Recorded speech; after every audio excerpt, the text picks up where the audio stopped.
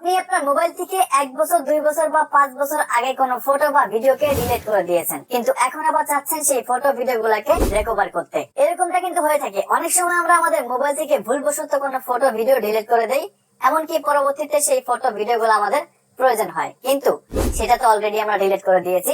কিভাবে তাহলে রিকভার করব? তো চলুন আজকের ভিডিওতে আপনাদেরকে আমি দেখাবো আপনার মোবাইলে ডিলিট হওয়া যে কোনো ফটো বা ভিডিও আপনি কিভাবে রিকভারি করবেন। সো এই ভিডিওতে আপনাদেরকে আমি দুইটা স্টেপ দেখাবো। প্রথম স্টেপটা হচ্ছে আপনি আপনার মোবাইল থেকে ফাইল ম্যানেজারটা ওপেন করবেন। তো অবশ্যই কিন্তু আপনার মোবাইলে একটি ফাইল ম্যানেজার অ্যাপ্লিকেশন রয়েছে, এইটাকে আপনি ওপেন করবেন। ওপেন করার পর নিচের দিকে দেখতে পারবেন এরকম একটা লেখা থাকবে রিসেন্টলি ডিলিটেড।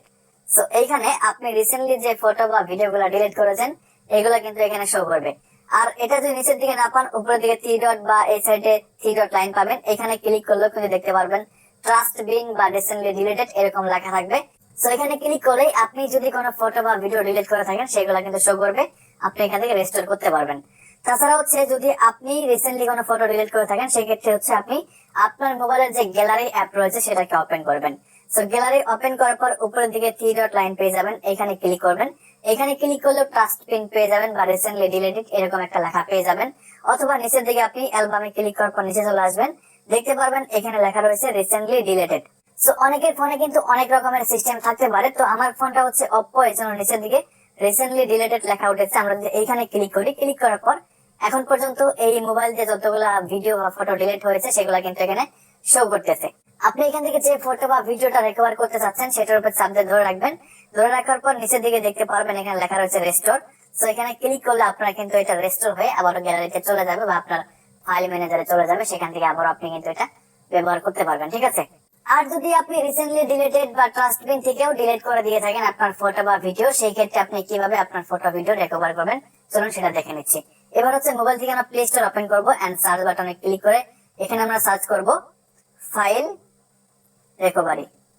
ফাইল রিকভারি লিখে সার্চ করার পর আপনি 3 নম্বরে এরকম একটা অ্যাপ্লিকেশন পেয়ে যাবেন, দেখতে পাচ্ছেন এটার নাম হচ্ছে ফাইল রিকভারি ফটো রিকভারি। আমরা এখান থেকে ইনস্টল বাটনে ক্লিক করে প্রথমত এই অ্যাপ্লিকেশনটাকে মোবাইলে ইনস্টল করে নেব। ইনস্টল হওয়ার পরে দেখতে পারবেন ওপেন লেখা চলে এসেছে। আমরা এখান থেকে ওপেন লেখার উপরে ক্লিক করে অ্যাপ্লিকেশনটাকে ওপেন করে দেব।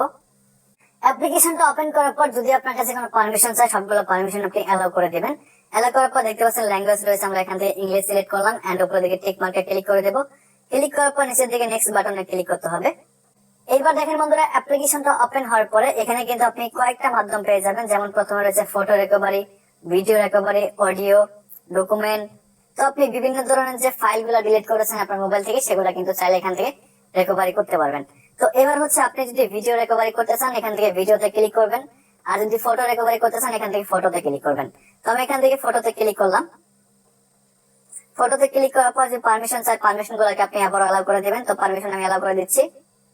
এবার দেখেন এখানে কিন্তু দুইটা অপশন রয়েছে, একটা হচ্ছে স্ক্যান অল ফাইলস এমনকি স্ক্যান ডিলিটেড ফাইলস। তো স্ক্যান অল ফাইলে ক্লিক করলে আপনার মোবাইলে যত ফাইল রয়েছে সবগুলো কিন্তু এখানে স্ক্যান করবে।